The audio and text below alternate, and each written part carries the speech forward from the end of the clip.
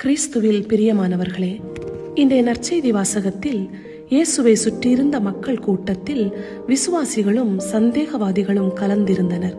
அதில் தீய தலைமுறையினர் இயேசுவை சோதிப்பதற்காக விண்ணிலிருந்து ஒரு அடையாளத்தை கேட்கின்றார்கள். இயேசு மக்கள் மத்தியில் ஏற்கனவே பல்வேறு அற்புதங்களை செய்திருந்தாலும் அவர்கள் இன்னும் அதிகமாக அற்புத அடையாளங்களை காண விரும்பினர்.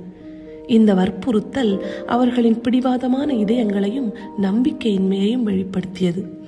இதன் காரணமாக அவர்கள் தேடியதை இயேசு கொடுக்க மறுத்துவிட்டார். இயேசு வழியாக கடவுள் நமக்கு கொடுக்கும் உண்மையான அடையாளம் பாவத்திற்கும் சுயநலத்திற்கும் நாம் இறக்க வேண்டும் என்பதாகும். அன்பார்ந்தவர்களே, விசுவாசம் என்பது அசாதாரணமான அடையாளங்களுக்காக காத்திருப்பது அல்ல, மாறாக ஆழ்ந்த மனமாற்றம் வழியாக இயேசுவின் அன்பை நமது வாழ்வில் பிரதிபலிப்பதுதான்.